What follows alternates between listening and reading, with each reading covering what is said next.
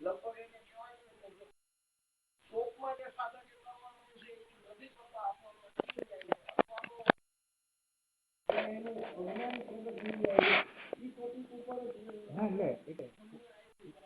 પોતાથી પોતાને સંતોષ થઈ જાય. એટલે પોતાને સંતોષ જે થાય છે પોતે જે સાધના કરે છે એના દ્વારા સંતોષ. અને આની અંદર અસંતોષ જેટલો તમારી અંદર હશે ને એટલું તમે ચૈતન્યના પ્રદર્શન વધારે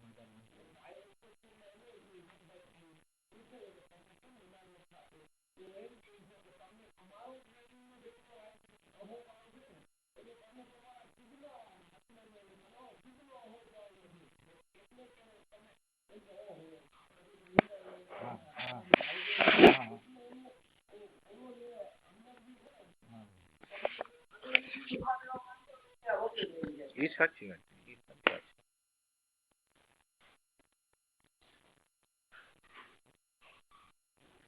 કેમ કે યંત્રની રચના એવી કરી છે કે તમે ભગવાનની આગળ જઈ જ ના શકો.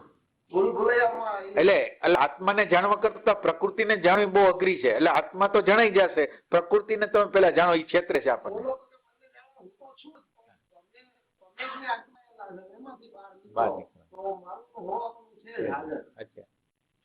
આપણે જેને કહીએ ને આપણે આપણાથી પ્રભાવિત છીએ એટલે સેલ્ફ સંમોહન છે, આત્મસંમોહન છે. આત્મસંમોહન છે. બે રીતના મને આમ વિચાર આવે છે કે એક પોઝિટિવ એ છે કે વ્યક્તિ એમ જાણે માનો કે રમાભાઈ એમ કે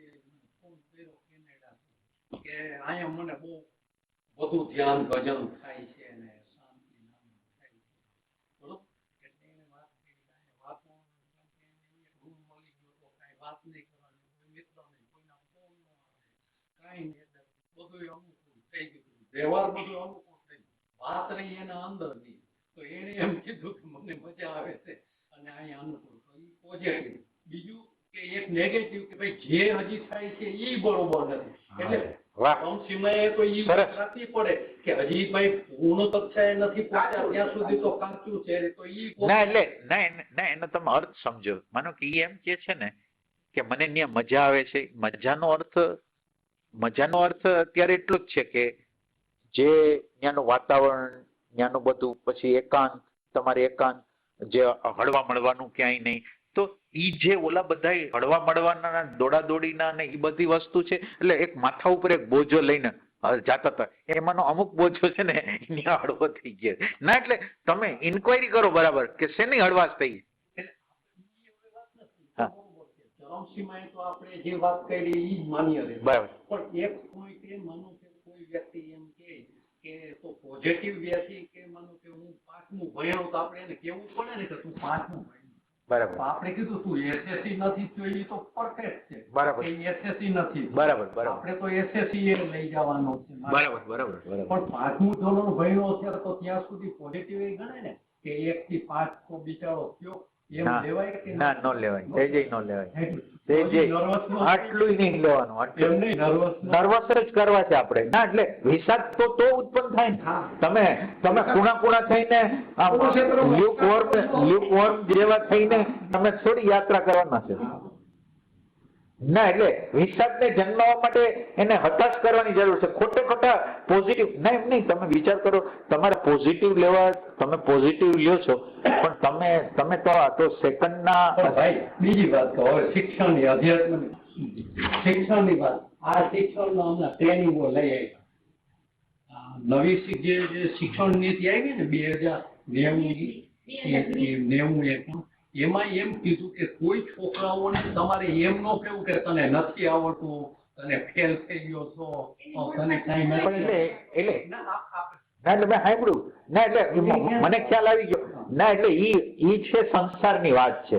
આધ્યાત્મ એનાથી વિરુદ્ધનું છે. એમાં તમારે એને હતાશ, નિરાશ અને તું પહોંચીને ત્યાં લગીને કહેવાનું. તો પછી બિચારો નર્વસ થઈ જાય. એમ નહીં. રામનો વિષાદ તમે જોયો છે? એટલે વિષાદ જે રિયલ અર્થમાં હશે ને ભાઈ આધ્યાત્મિક, એ વિષાદમાં જશે, ઉદાસીન જ હશે. અંદર બહારથી ન દેવો એને પીડા તો હશે પણ હવે એને ના તમે એને બફર ના. એટલે હું તમને એમાં એવું કહું છું, વિષાદ હશે ને તો એનું પરિણામ હશે. હું તમને કોઈ 100% સાચી જ વાત કરી, ખોટી વાત નહીં કરું. વિષાદ છે એ વિષાદ છે ઈ ગર્ભ છે, અને 9 મહિના થાય એટલે કેમ ગર્ભ બહાર નીકળે, બાળક બહાર નીકળે, એમ તમારો વિષાદનો જે ગર્ભ છે ને એ પરમાત્માને આત્માને બહાર નિખાર કરાવશે, અને નિખાર નથી કરાવતો અને આપણે એમ કહીએ છીએ એ બરાબર નથી. છે બરાબર અર્જુનનો વિષાદ યોગ જ હતો ને. ના, એટલે તમે એક કાર્ડને જુઓ ને 27 વર્ષ લગીને આપઘાત કરવા લગીને જાય છે ત્યારે તેને ભગવાન મળે ના. એટલે તમે વિષાદનો પેલો અધ્યાય વિષાદ કેમ છે? તો વિષાદ કેમ જે મોટા હા કેવા રોતા આત્મહત્યા જ કરવા હા, હતા, હા. કેવલાનંદ અહીંયાથી બાળમોગીને મોકલ્યા હતા, ઓલો આત્મહત્યા નહીં. એટલે નિરાશ થાય છે ત્યાંથી તો શરણાગતિ થાય છે. તમે જ્યાં લગી નિરાશ ન થાવ તો શરણાગતિ કોની કરશો? કોઈની નહીં કરો તમે. ખોટું લાગતું હોય કેટલી એમાં તો તમે બરોબર છો. જો તમને એમ થતું હોય કે આટલું મને પોસાતું નથી, હવે મારે શું કરવું, ક્યાં જવું, તો આટલું એડ કરવું પડશે, એવી રીતે એમ. ના, એટલે એ તમારી વાત બરાબર છે. તમારી વાત બરાબર. અત્યારે તો આપણે તો શું થયું, ચિંતા અને ચિંતન. ચિંતન છે એને અલ્ટિમેટ લગી લઈ જવું હોય તો મારે જે સાચું હોય તો કેવું પડે ને. હવે માનો કે તમે માનો કે આ પ્રશ્ન નથી ને તમે આવ્યા છો તો હું તમારી બધી વાતને હા કરીશ ના. એટલે તમે આવો છો ત્યારે એમ જ કરું છું. તમે માનો કે જે થયો છે હું મને ખબર હોય છે ક્યાં છે પ્રોબ્લેમ, પણ હું કઈ બોલતો નથી. પણ આ ચિત્ત ને ચિંતન નો શબ્દ આવ્યો ને એટલે નકર જે લોકો આવે છે અહીંયા હમણાં જ કાલ કે પરમ સંન્યાસી કહ્યા હતા તો એ બધા પ્રશ્નો પૂછતા હતા તો હું એને જવાબ આપતો હતો અને પછી માફી માંગતો હતો. ભગવાન તમને મારા દ્વારા કંઈક તમને જો ઓલું થતું હોય તો નહીં. એ ઓપન હતા, સરસ હતી વ્યક્તિ, સરસ હતી, લર્નિંગ હતું, એને દેખાતું હતું, બધું હતું. પણ એમ કે એવી રીતે આમ નમ્રતાથી કોમળતાથી એને જે રીતે આપણે અને જેટલે વિચારો હાલી શકે એટલું કહેવાનું. માનો કે કોક એવો આજે પ્રશ્ન આવી ગયો નકર તો બોલવાનું એટલું બધું. એટલે ટ્રાય કરું મારી રીતે, હું તમને સમજાવવાની ટ્રાય કરું, પછી એનો આગ્રહ ના રાખું. મને ખ્યાલ આવી જાય કે હવે નહીં એ સમજી શકે એટલે ત્યાં જાય પાછું. એટલે આપણે કમસે કમ એક વખત ઈશારો કરી દેવાનો, પછી પાછળ બેકવાઈ જવાનું. પ્રવચનમાં બેસીને આંખમાંથી આંસુ ચાલુ થઈ ગયા. પ્રવચન અડધી કલાક સુધી રહ્યા જ નથી. હા હા દીપકભાઈ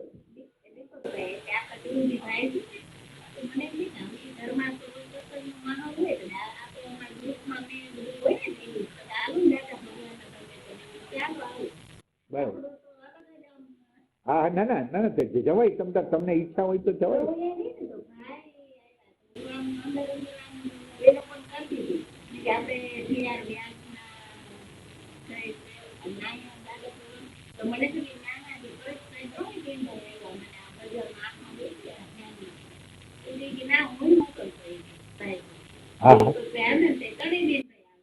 હા ના ના ધ્યાન રાખીને તમને ક્યાંય જવાની ઈચ્છા થાય તો એને કંટ્રોલ ન કરો. તું તાર જાઓ ને પ્રેમ.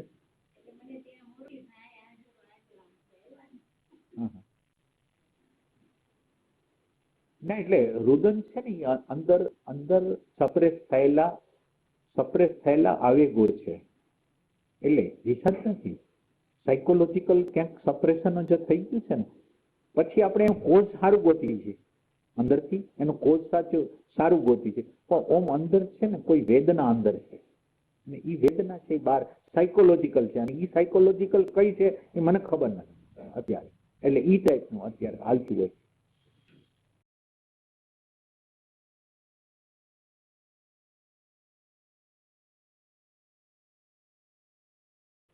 એમાં શું થાય, તમે જેટલી જાગૃતિ તમે રાખો ને તમે એની આરપાર જોઈ શકો કે ત્યાં શું હાલે, ત્યાં શું પ્રોબ્લેમ છે ને એ તમે આરપાર જોઈ શકો. તમે એની જગ્યાએ જઈને જોઈ શકો કે એને શું છે.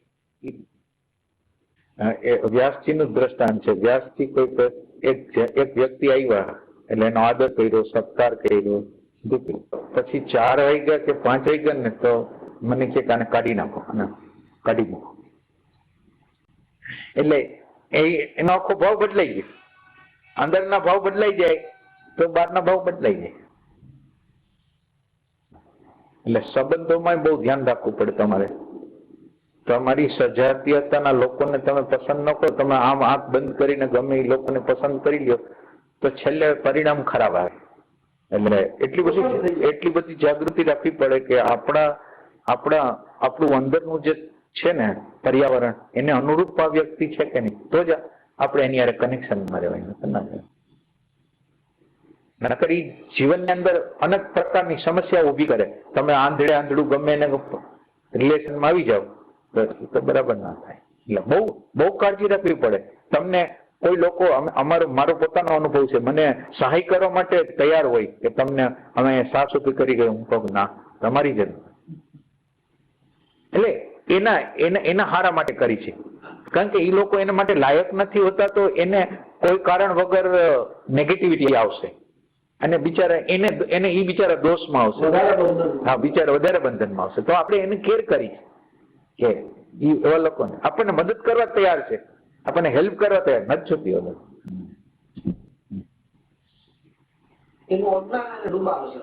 ના એટલે કોને બિચારાને લેવા નજીક લેવા કોને ન લેવા એ બહુ વિવેકનો વિષય છે, બહુ વિવેકનો. તમારા થોડા કમ્ફર્ટેબલ ઝોન માટે તમે આધ્યાત્મને વેચી નાખો તો ન ચાલે.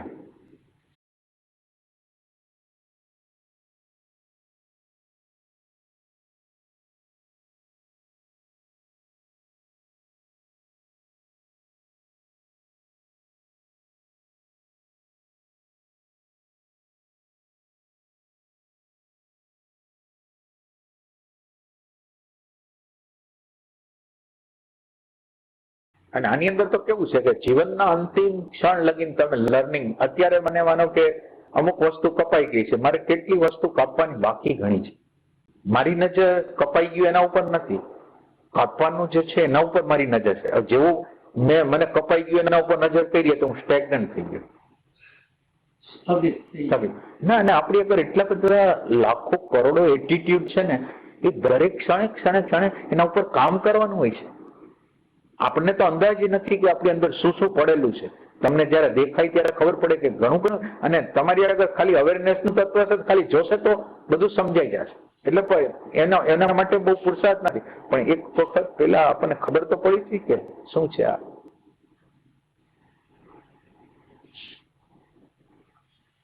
આધ્યાત્મ છે ને ઇમ્પોસિબલ વસ્તુ છે. એટલે એમ આમ રેડી નથી કે તમને એ તત્વ પ્રગટ થઈ જશે, અને તત્વ પ્રગટ થઈ જાય તોય પણ અધૂરું પ્રગટ થશે. હજી તમારે આગળ ક્યાંક જવાનું છે. એટલે મોટા ભાગના તમે સંતો જોશો તો 4 થી 5મી ભૂમિકાની અંદર જઈને સીધા બહાર નીકળી જાય છે. એ તો બધી અમુક વસ્તુ તો આપણે ઉચ્ચ કક્ષાના સાધકોને કેમ ને તોય ન માને. ભાઈ સત્સંગમાં અહીંયા શું છે કે અરવિંદ કાચો શબ્દ નથી આવતા, પણ કે એ પણ પૂર્ણ મૂર્તિમાં નહોતા અરવિંદ. હા, પણ એ તો બરાબર માનવ મહામાનવ. ના એટલે હા, એની જગ્યાએ તો બરાબર જ છે. હા, સાચી વાત છે તમારી. ના એટલે એ આપણે કોઈને ના, એટલે તમે જયારે અંદરથી જયારે હશો ને ત્યારે તમને બધી ખબર પડશે, કોણ ક્યાં છે ને એની તમને ખબર પડશે. એ તો સાધક લોકોને ખબર પડવી જોઈએ. હા, સાધક લોકોને અંતર્યામી બતાવી જ દે. પણ જે તમે કીધું ને કે આ રીતે, એટલે આપણે તો એમ કે જો અરવિંદ જેવાની આવું સ્ટેટમેન્ટ આવતા હોય ભાઈ, તો આપણે તો કેટલું હજી અંદરથી. હા, એ બરાબર, એ તમારે કાઢવાનું છે. અને એ અત્યારે તો ભાઈએ કીધું, પણ જયારે તમને દેખાઈ જાય આમ કોઈ આપણને બોલે નહીં, પણ અંદરનો અંતર્યામી છે ને એ આપણને પ્રકાશ કરી. એટલે બે સાચું માનો કે કોઈ સંત કે છે તો એની આગળ દ્રષ્ટિ છે, પણ મારી આગળ નથી તો હું નહીં માનું. ત્યાં લગી મારે તો એને વેરીફાઈ કરવું પડશે. તમારી વાત શું કે ભાઈએ મધ ખાધું, ભાઈ કે મધ મીઠું છે એમ નહીં, તમે ખુદ ખાઈ તમે એકવાર કીધું હતું કે અમે માધુપુર થી આવ્યા અને બ્રહ્મદાદાની સ્થિતિ વિશે તમે ભાઈને કીધું, એટલે ભાઈએ સાઈન કરી કે ના તમે બરાબર. હા, એટલે અને એનું ફ્લક્ચ્યુએશન થોડુંક હોય, જ્ઞાની પુરુષો પાછા આવી જાય ના, એટલે એવું નહીં કે એ હંમેશને માટે એ ટેમ્પરરી એક ફ્રેઝ આવે બધા. નથી વ્યાસજી કહેતા કે એક જણો દાદા ભગવાનને એક જણો પ્રશ્ન પૂછે છે અને બહુ સિમ્પલ પ્રશ્ન હોય છે, દાદા ભગવાન બહુ ખીજાઈ જાય એક સત્સંગમાં છે, તો એની અંદર જે પડેલું હતું એ નીકળી ગયું. ત્યારે વ્યાસજી એમ કીધું એનું અંદર પડેલું હતું. એટલે તો કઉ છું કે આને કાઢવાની પ્રોસેસ કેટલી લાંબી છે. એ એમ કેતા વ્યાસજી કે આ જ્ઞાન થયા પછી 50 વર્ષ લાગે સંપૂર્ણ સિજતા હે, 50 વર્ષ. એટલે આપણે હાવ સિમ્પલ કરી દઈએ.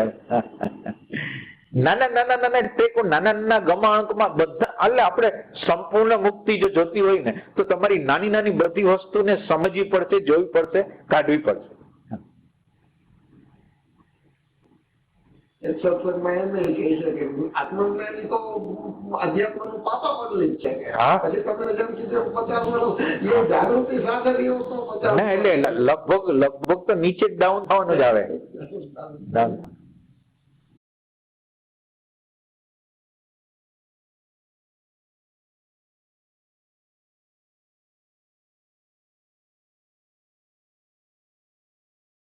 ખાલી સાચું સાંભળવા માટે તૈયાર નથી સાધક, સાચું સાંભળવા તૈયાર નથી. એ આપણે એને એટલું બધું એનો આમ સાંભળવા કરીને જેવું પડે કે ભાઈ તમારે એ ટાઈપનું છે. એટલે બહુ ધ્યાન રાખવું પડે આની અંદર.